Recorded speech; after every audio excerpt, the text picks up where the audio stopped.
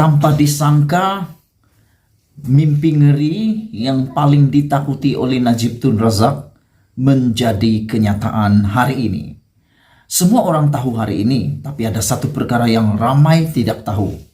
Tentang kekalahan Najib, tentang keputusan Mahkamah Persekutuan menolak rayuan Najib untuk mengemukakan bukti baru dalam kes SRC internasional yang telah beliau disabitkan kesalahan.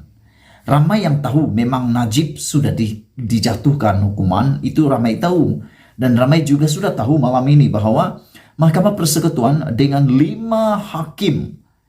orang hakim menolak rayuan pasukan pembelaan Najib untuk mengemukakan bukti baru dalam kes SRC internasional. Itu ramai orang tak tahu.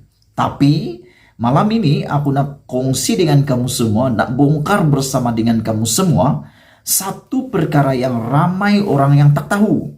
Yang kau tak tahu tak apa, yang tak tahu aku nak kongsi. Macam orang Semenanjung sudah saya bercakapkan. Tidak apalah, saya orang Sabah.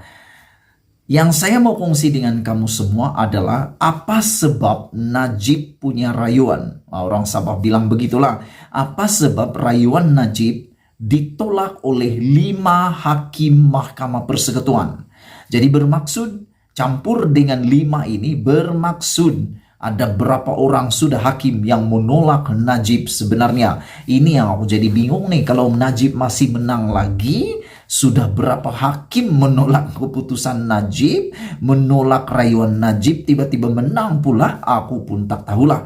Tapi yang Najib kali ini bukan rayuan utamanya, yaitu untuk membatalkan kes rayuan hukuman berkaitan dengan rasuah SRC bernilai 42 juta itu. Bukan itu yang ditolak. Tetapi yang ditolak oleh Mahkamah Persekutuan adalah keputusan Najib merayu untuk mengemukakan bukti baru kepada Mahkamah rayuan atau Persekutuan. Itu yang ditolak oleh Mahkamah Persekutuan.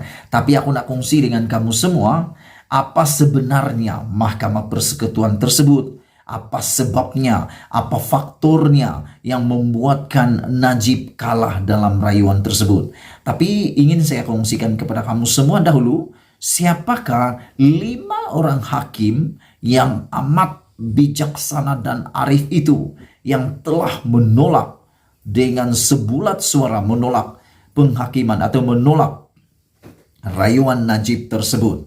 Ketua Hakim Negara Tengku Maimun Tuan Mat dan 4 hakim tersebut. Nah, mereka yang terlibat anggota panel 5 orang yang menolak rayuan Najib ini adalah panel tertinggi, dan mereka adalah Presiden Mahkamah Rayuan Rohana Yusuf, Hakim Besar Malaya Azhar Muhammad, Hakim Besar Sabah dan Sarawak Abang Iskandar Abang Hashim, dan Hakim Mahkamah Persekutuan Muhammad Zawawi Saleh bersama dengan Ketua Hakim Negara Tengku Maimun Tuan Mat. 5 orang hakim ini yang telah memutuskan bahwa rayuan Najib tidak akan diterima. Ini bukan hakim yang kecil-kecil, inilah hakim yang paling tertinggi yang ada di Malaysia. Jadi kalau sudah ditolak, memang tiada sudahlah. Lepas Mahkamah Persekutuan nak pergi mana lagi? Kamu boleh tunjuklah, kamu boleh beritahulah di dalam ruangan komen ini sekiranya Anda tak puas hati dengan keputusan mahkamah tersebut atau tidak. Tapi kalau Anda tak puas hati, bermaksud Anda mungkin lebih pintar daripada hakim-hakim tersebut.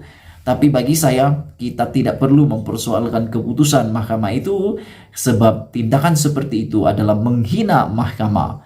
Apa yang sudah terjadi kena terima dengan hati yang terbuka. Tapi yang ramai tak tahu, yang aku nak kongsi dengan kamu semua adalah mengapa 5 hakim itu menolak permohonan Najib, menolak rayuan Najib. Itu yang ramai tidak tahu. Saudara penonton sekalian, dalam prosiding mahkamah terbuka hari ini, mereka membatalkan keputusan bersalah. Mereka menolak untuk membatalkan.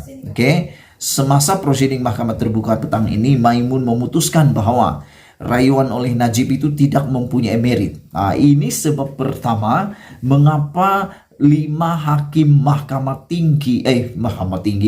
Mahkamah Persekutuan menolak rayuan Najib. Yang pertama, Ketua Hakim Negara telah memberikan keputusan bahwa rayuan Najib itu tidak mempunyai merit karena bukti baru itu didakwa tidak mempunyai kaitan dengan rayuan SRC.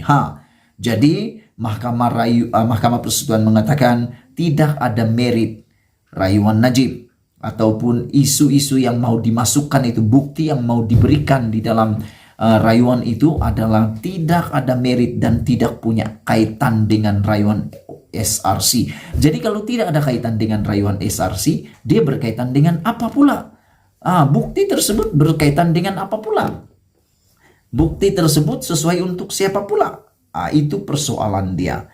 Rupa-rupanya menurut Ketua Hakim Negara ini, yaitu Maimun, beliau berkata bukti itu tidak mempunyai kaitan dengan isu pengetahuan Najib mengenai RM 42 juta yang merupakan isu utama dalam kes SRC. Menurut Ketua Hakim Negara ini, beliau mengatakan tiada kaitan dengan isu pengetahuan Najib tentang penggunaan atau penyelewengan uang SRC tersebut. Hakim tertinggi juga memutuskan bahwa permohonan Najib tidak mematuhi keperluan bahwa bukti tidak ada pada masa perbicaraan SRC di hadapan Mahkamah Tinggi.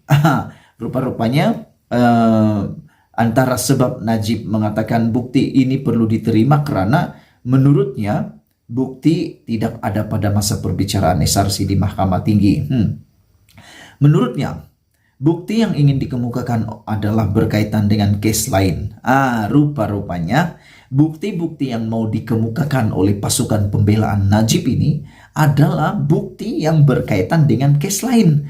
Tiada kaitan dengan SRC. Betul juga lah. Bukti itu memang dihargai. Bukti itu memang berfungsi. Bukti itu memang ada gunanya. Tetapi tiada gunanya, tiada kaitannya dengan SRC. Tapi dengan siapa? Kaitannya dengan apa pula? Hakim mendapati bahwa bahan bukti tersebut yang dikemukakan oleh Najib adalah berkaitan dengan kes lain, yaitu perbicaraan berasingan Najib RM 2,28 billion 1 MDB dan bukan kes sekarang. Rayuan Najib dalam kes SRC 42 juta, kata Maimun.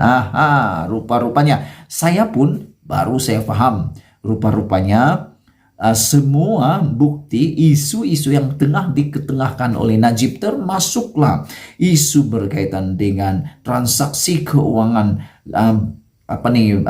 bekas Gabinor Bank Negara Malaysia. Menurut bukti ini ataupun keputusan ini, ianya hanya berkaitan dengan perbicaraan berasingan Najib, yaitu perbicaraan 1 MDB. Kami tidak nampak, menurut peguam ketua hakim ini, kami tidak nampak bagaimana bukti ini itu berkaitan dengan isu pengetahuan, kata mereka. Maimun juga menegaskan bahwa permohonan itu terlalu luas dalam skop bukti yang dicari dan gagal untuk menerangkan secara khusus bukti yang mau dicari. Dia berkata afidavit menyokong bidaan keterangan tambahan tidak menyatakan rasional atau fakta khusus yang dikaitkan dengan bakal saksi dengan bukti baru yang dikatakan. Saksi seperti Zeti yang disediakan oleh pendakwaan pada permulaan peringkat pembelaan perbicaraan SRC Najib. Tetapi perayu Najib enggan memanggil saksi, kata Maimun. Ini makin membingungkan. Dulu menurut berita atau laporan ini, rupa-rupanya memang Zeti telah disenaraikan di dalam saksi untuk perbicaraan awal, perbicaraan peringkat awal pembelaan peringkat SRC Najib. Tetapi Najib sendiri rupa-rupanya yang enggan memanggil saksi, yaitu Zeti Akhtar Aziz. Jadi sekarang ini mau pula Zeti dipanggil. Apa pasal nih? Ini persoalan yang tolong kamu beritahu saya. Semoga saya akan lebih paham. Tambahnya peruntukan ini keseluruhan daripada laporan ini Prayu, Najib yang memfailkan permohonan keterangan tambahan begitu hampir dengan tarik keputusan mengenai rayuan substantif, kata hakim juga. Menurut hakim ini juga mereka menyatakan bahwa peguam Najib telah memfailkan permohonan itu saat akhir dan masanya agak pendek. Itu dia perkongsian kita pada malam ini. Mengapa Najib kalah dalam rayuannya untuk kemuka bukti baru dalam case SRC. Sekian dulu, semoga perkongsian ini bermanfaat kepada kamu semua. Dan tolong tinggalkan komen Anda sebelum kita berpisah. Bongkar jangan tak bongkar, ulas jangan tak ulas, ulas jangan malu-malu. Bongkar sampai semua orang tahu. Diam-diam kita.